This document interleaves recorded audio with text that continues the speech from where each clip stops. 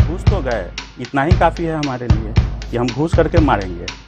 30 seat था तो निश्चित रूप से हम लोग 35 आ रहे हैं। विरोधी तो बोलने के लिए कुछ भी बोलते हैं, है क्या कि हम लोग अपने आप को हिंदू समझते हैं, मानते हैं, हम हिंदू धर्म से हैं और हिंदुस्तान में रहने वाले सभी लोग हिंदू धर्म से हैं। कार्यकर्ता की कमी की वजह से थोड़ा बहुत तो नुकसान होता है।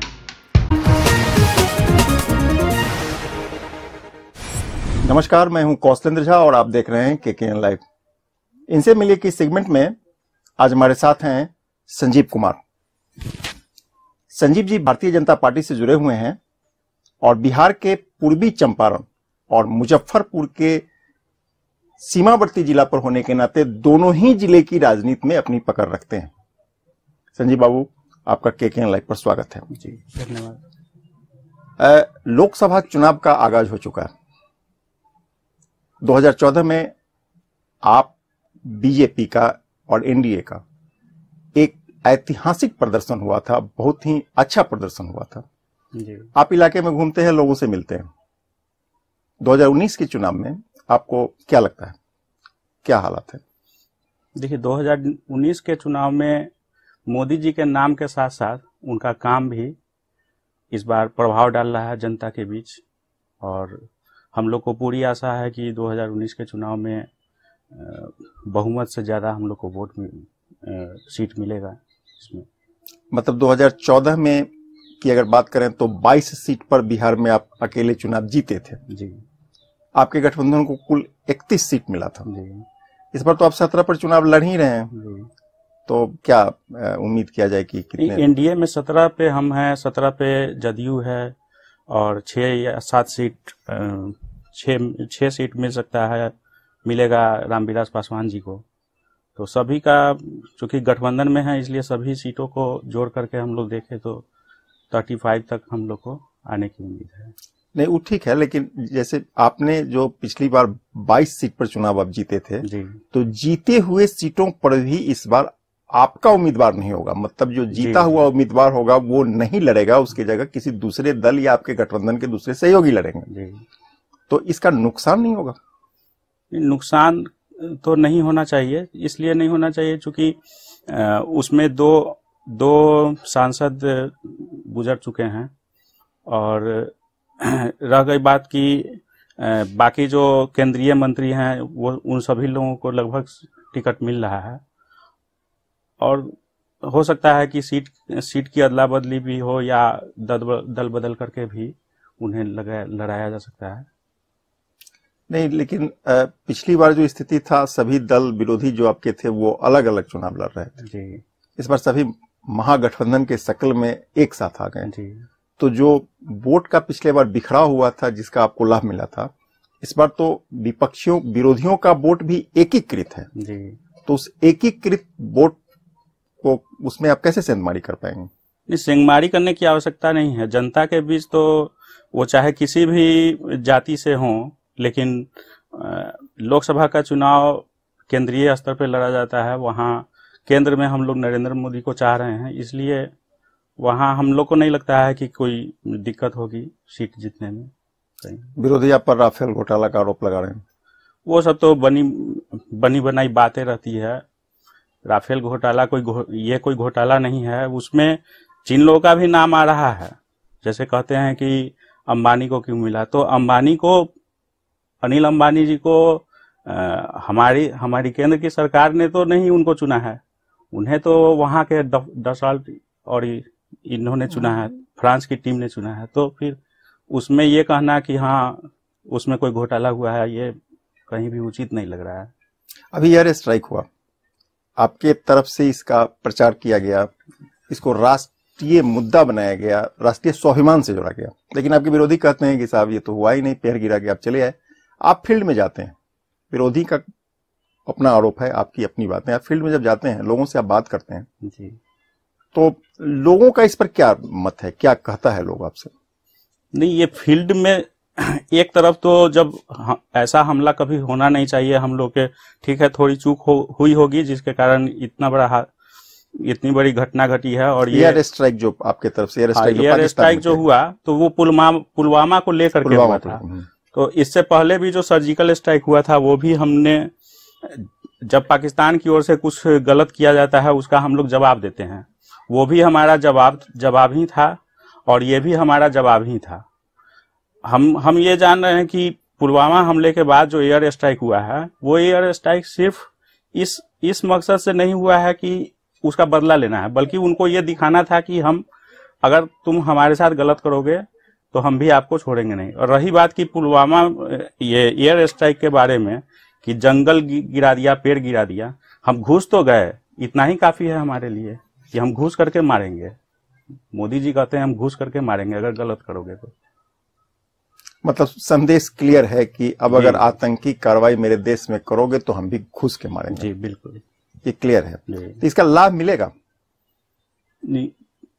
लाभ तो मिलेगा ही, लेकिन ये लाभ लेने के लिए या कोई ऐसी बात नहीं। हम लोग तो पहले से जानते हैं नरेंद्र मोदी जी ने जो गुजरात में मुख्यमंत्री रहते हुए जो काम किया था और जिस तरह से विरोधियों को करारा जवाब, आतंकवादियों के साथ जिस तरह से उन्होंने बर्ताव किया, वो सब हम लोग जानते हैं। तो गुजरात में किए वो एक राज्य के लिए था, इनको हम लोग पूरा देश सौंप रहे हैं, वैसे ही लोगों को देश सौंपना चाहिए हम लोग को।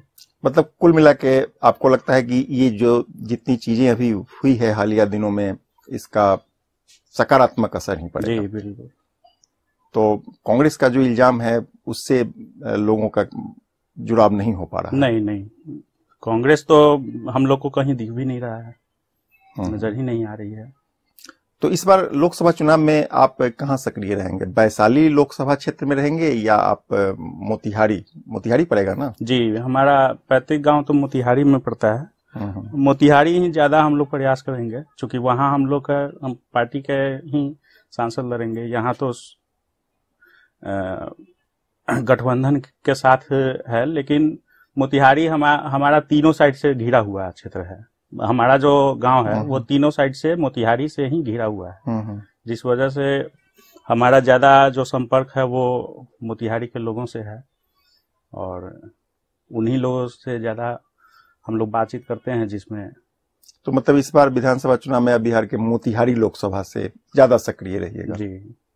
और वैशाली यहाँ भी तो आपका? नहीं, यहाँ तो है ही, यहाँ तो हम वोटर हम यहीं के हैं, मीनापुर के ही। आपके बारे में कहा जाता है कि आपका पूरा परिवार नक्सलियों के निशाने पर रहा।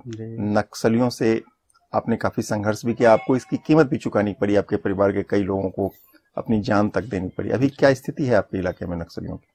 नहीं, अभी ठीक है। प्रशासनिक जो भी कार्रवाई की गई थी उससे नक्सली डरे हुए हैं और यहाँ से लगभग पलायन कर चुके हैं बाहरी नक्सली। छोटे मोटे अपराधी हर जगह हैं, तो मिला जुला कर अभी वातावरण यहाँ का ठीक लग रहा है। लोग समझदार भी हो गए हैं, पढ़ने लिखने के बाद में देश दुनिया को जानने समझने लगते हैं लोग, तो इन सब चीज़ों से अलग हट जाते हैं। लंबे समय तक आप सीमावर्ती इलाके में मीनापुर विधानसभा क्षेत्र के एक पंचायत में आपके पिताजी मुखिया रहे, फिर आपकी माताजी मुखिया रहे, बीच में भी पंचायतों पर आप कहीं रहा।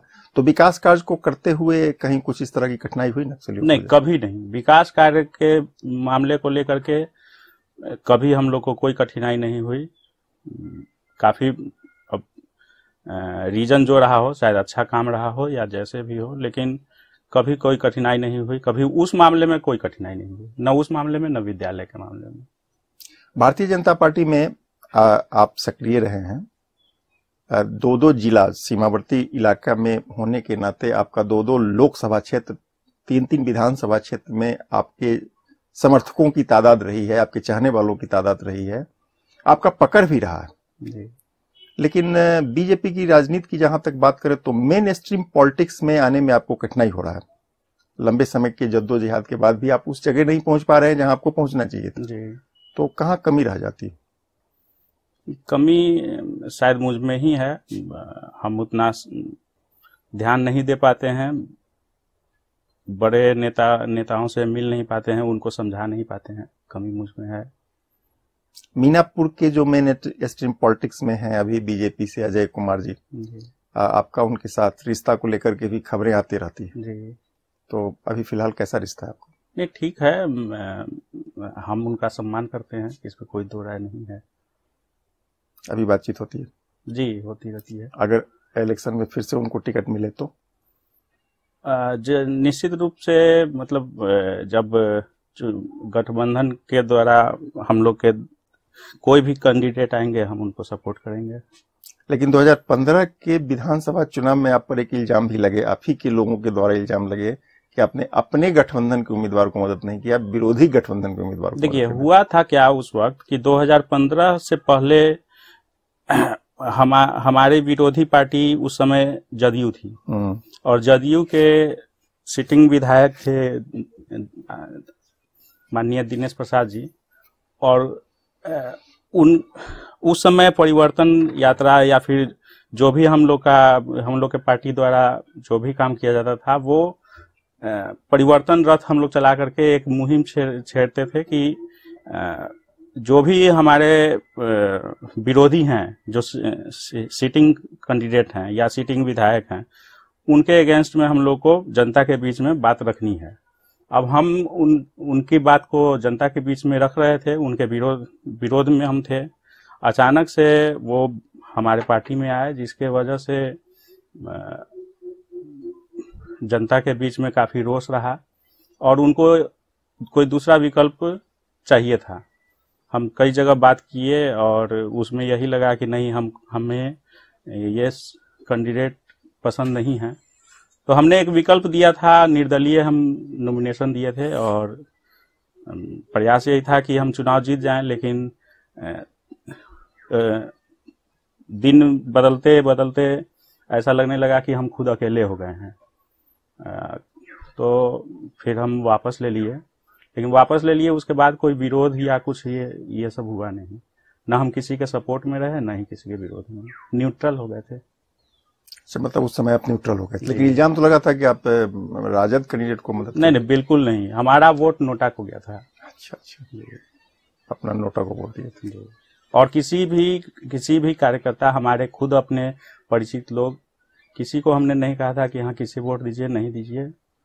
यहाँ तक कि मोबाइल भी स्विच ऑफ हो गया था।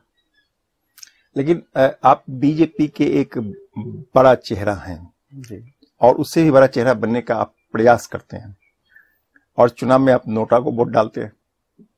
वही बात हम बताए ना कि जनता के बीच अगर हम जा रहे हैं, उनके खिलाफ में बोल रहे हैं, अचानक से कोई कह दे कि हाँ अब इनको माला पहनाइए, तो थोड़ा सा सफोकेशन हो जाता है वहां। मतलब कहीं ना कहीं बीजेपी में जो आयातित उम्मीदवार को तवज्जो देने की जो परंपरा चल पड़ी, आप उससे नाराज हैं? जी, और केवल मेरा ही नहीं, बहुत सारे कार्यकर्ता नाराज हो गए थे। आने वाले समय में भी अगर मान लेते हैं कि कुछ वैसी बात होगी जिनके बारे में हम जनता को बता रहे हैं कि हाँ वो गलत कर रहे हैं, उस तरह से नहीं होना चाहिए, और अचानक से उनको पार्टी के ही नेता कह देंगे कि हाँ इनको आप स्टेज पर इनके बारे में, इनके पक्ष में कुछ बोलिए, तो सहन नहीं हो पाता है, दिक्कत हो जाता है। तो अब तो 5 साल का कार्यकाल बीत गया, 5 साल लगातार आपके साथ हो रह गए। अब अगर उनको टिकट मिला तो इस बार क्या फिर नोटा पड़ जाएंगे? काम उन्होंने अच्छा किया है, पार्टी के लिए अच्छा काम किया है, तो इस बार आपका वोट उनको मिलेगा? हाँ बिल्कुल मिलेगा। अगर उन्हें टिकट मिलेगी तो आप भी टिकट के प्रयास में हैं? जी, टिकट के प्रयास में है, मिल जाएगा तो चुनाव लड़ेंगे। तो संगठन के बारे में, बीजेपी का जो संगठन है या एनडीए का जो संगठन है जिसके कुवत पर आप चुनाव लड़ेंगे लोकल स्तर पर, जी, तो कैसा लगता है आपको? ठीक है, बढ़िया स्थिति रहेगी किसी भी कैंडिडेट के लिए। एनडीए के पक्ष में वैशाली लोकसभा की अगर बात किया जाए तो फिर यहाँ भी वही हो रहा है जो पिछली बार 15 में हुआ था, जिसकी वजह से आपने नोटा दबाया था।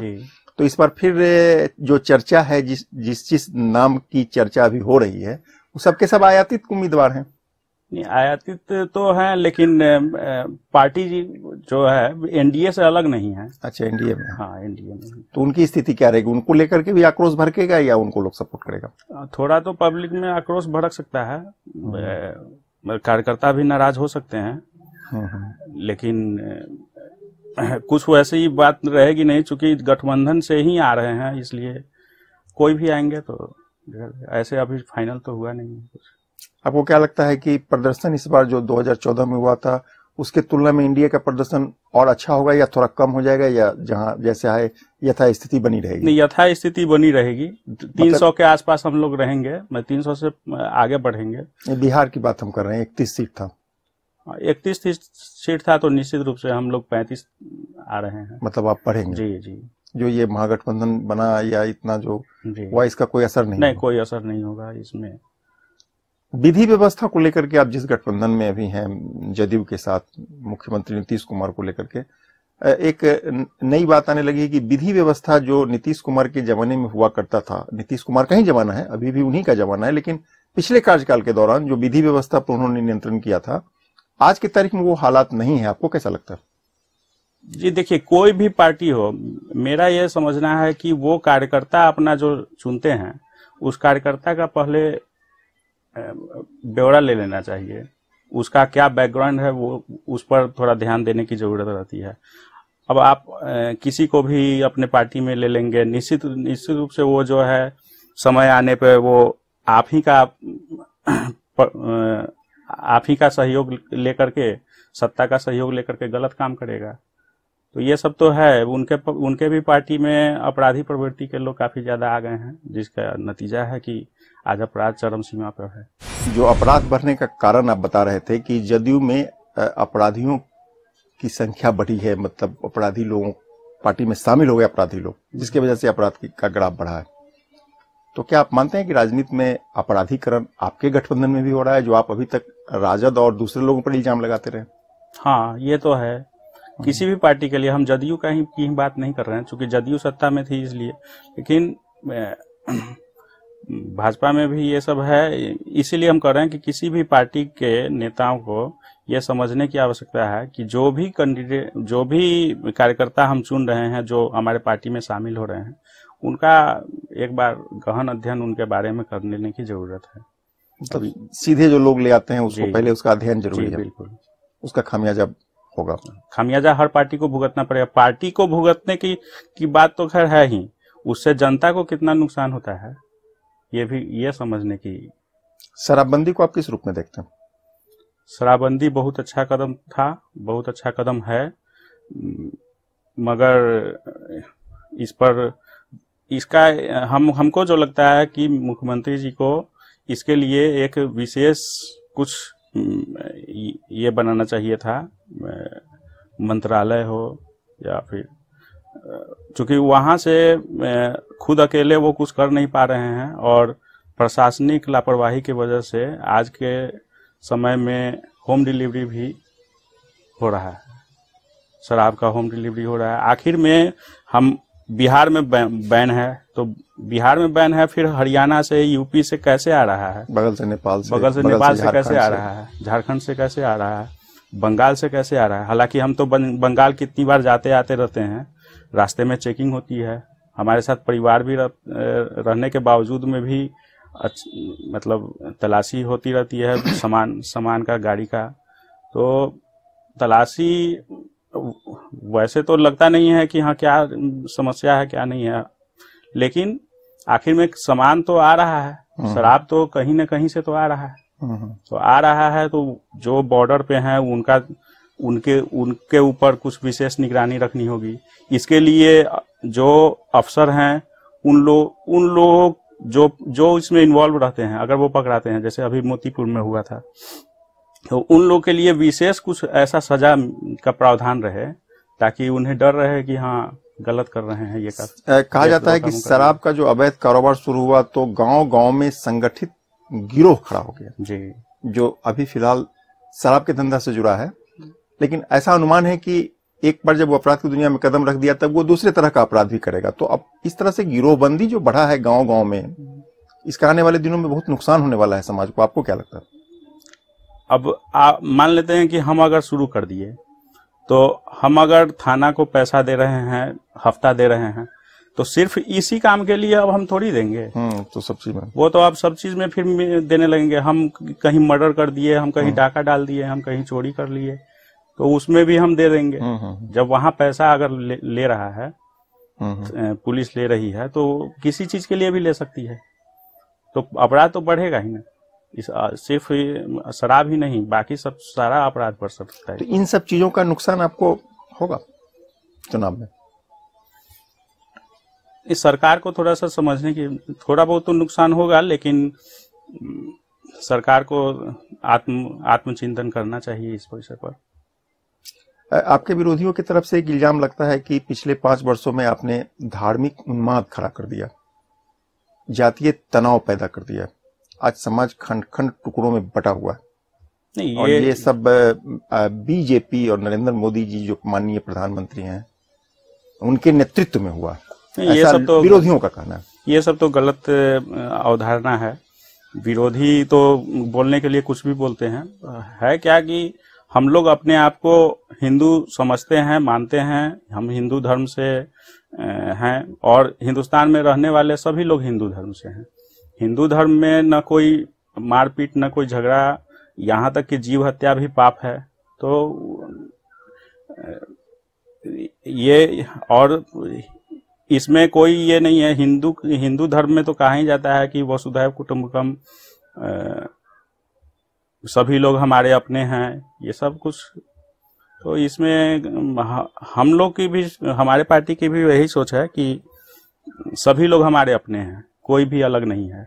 और माननीय नरेंद्र मोदी जी का तो नारा ही है, सबका साथ सबका विकास। बावजूद इसके मुसलमान आपके साथ जुड़ नहीं पा रहा। अल्पसंख्यक समुदाय के लोगों को लगता है कि अगर आप दोबारा सत्ता में लौटे तो उनके लिए आने वाला दिन कुछ लोग हैं जो कुछ लोग हैं जो उन लोग को दिग्भ्रमित करते हैं, लेकिन हमारे साथ जितने मुस्लिम वर्ग जुड़े हुए हैं उन लोगों के मन में कभी कोई इस तरह का भावना नहीं रहता है।